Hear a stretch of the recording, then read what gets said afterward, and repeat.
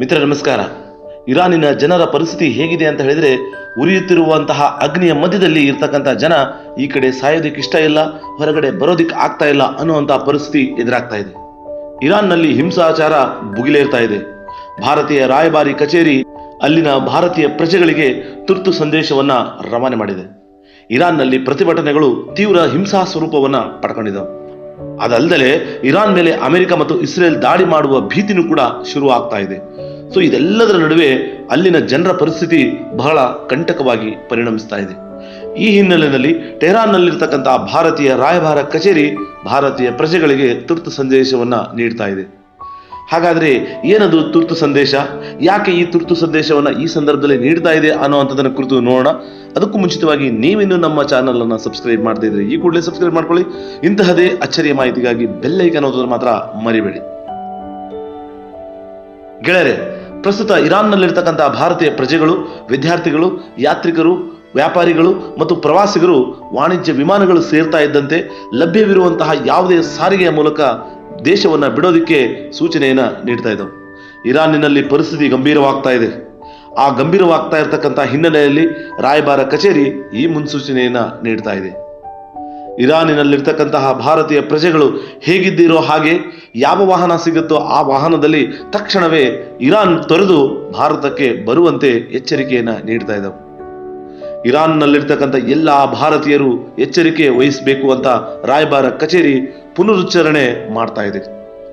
ಪ್ರತಿಭಟನೆಗಳು ನಡೀತಾ ಇರತಕ್ಕಂಥ ಪ್ರದೇಶಗಳಲ್ಲಿ ಎಚ್ಚರಿಕೆಯಿಂದ ಇರುವಂತೆ ಸೂಚನೆಯನ್ನ ನೀಡ್ತಾ ಇದ್ದವು.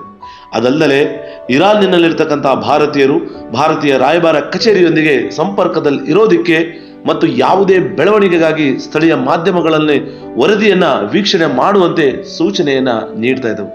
ಅಂದ್ರೆ ಯಾವುದೇ ಸಂದರ್ಭದಲ್ಲಿ ಏನು ಬೇಕಾದರೂ ಆಗಬಹುದು ಅನ್ನುವಂಥದ್ದು ಭಾರತೀಯ ರಾಯಭಾರ ಕಚೇರಿ ಭಾರತೀಯರಿಗೆ ನೀಡ್ತಾ ಇರತಕ್ಕಂತಹ ಸೂಚನೆ. ಗೆಳೆಯರೆ, ಭಾರತೀಯ ರಾಯಭಾರ ಕಚೇರಿ ನಾಗರಿಕರಿಗೆ ತಮ್ಮ ದಾಖಲೆಗಳನ್ನು ಭದ್ರವಾಗಿ ಇರಿಸಿಕೊಳ್ಳುವಂತೆ ಸೂಚನೆಯನ್ನು ನೀಡ್ತಾ ಇದ್ದವು. ಇರಾನಿನಲ್ಲಿರ್ತಕ್ಕಂಥ ಎಲ್ಲಾ ಭಾರತೀಯ ಪ್ರಜೆಗಳು ಪಾಸ್ಪೋರ್ಟ್ ಮತ್ತು ಐಡಿಗಳು ಸೇರಿದಂತೆ ತಮ್ಮ ಪ್ರಯಾಣ ಮತ್ತು ವಲಸೆ ದಾಖಲೆಗಳನ್ನು ತಮ್ಮ ಬಳಿ ಹೊಂದಿರಬೇಕು ಅಂತ ವಿನಂತಿ ಮಾಡ್ಕೊಳ್ತಾ ಇದೆ. ಈ ನಿಟ್ಟಿನಲ್ಲಿ ಯಾವುದೇ ಸಹಾಯಕ್ಕಾಗಿ ಅವರು ಭಾರತೀಯ ರಾಯಭಾರ ಕಚೇರಿಯನ್ನು ಸಂಪರ್ಕಿಸೋದಕ್ಕೆ ತಿಳಿಸ್ತಾ ಇದ್ದಾರೆ. ಇದರ ಜೊತೆಗೆ ಭಾರತೀಯ ರಾಯಭಾರ ಕಚೇರಿ ಬಿಡುಗಡೆ ಮಾಡುತ್ತಿರ್ತಕ್ಕಂತಹ ತುರ್ತು ಸಂದೇಶವಾಣಿಯನ್ನ ಮತ್ತು ಮೊಬೈಲ್ ಸಂಖ್ಯೆಯನ್ನು ಕೂಡ ಈಗಾಗಲೇ ಆನ್ಲೈನ್ನಲ್ಲಿ ಬಿಡುಗಡೆ ಮಾಡಿದೆ. ಅದರ ಮೂಲಕ ತಮಗಾಗುವಂತಹ ತೊಂದರೆ ಮತ್ತು ಸಮಸ್ಯೆಗಳಿಗೆ ಪರಿಹಾರವನ್ನ ಹುಡುಕೊಳ್ಳಬಹುದು ಅನ್ನುವಂಥದ್ದು ರಾಯಭಾರ ಕಚೇರಿ ನೀಡ್ತಾ ಇರತಕ್ಕಂಥ ಮಾಹಿತಿ. ಭಾರತೀಯ ರಾಯಭಾರ ಕಚೇರಿಯಲ್ಲಿ ಇನ್ನೂ ನೋಂದಾಯಿಸದ ಇರಾನ್ನಲ್ಲಿರ್ತಕ್ಕಂಥ ಎಲ್ಲಾ ಭಾರತೀಯ ಪ್ರಜೆಗಳು ವೆಬ್ಸೈಟ್ ಮೂಲಕ ನೋಂದಾಯಿಸಿಕೊಳ್ಳೋದಕ್ಕೆ ರಾಯಭಾರ ಕಚೇರಿ ವಿನಂತಿ ಮಾಡ್ಕೊಳ್ತಾ ಇದೆ.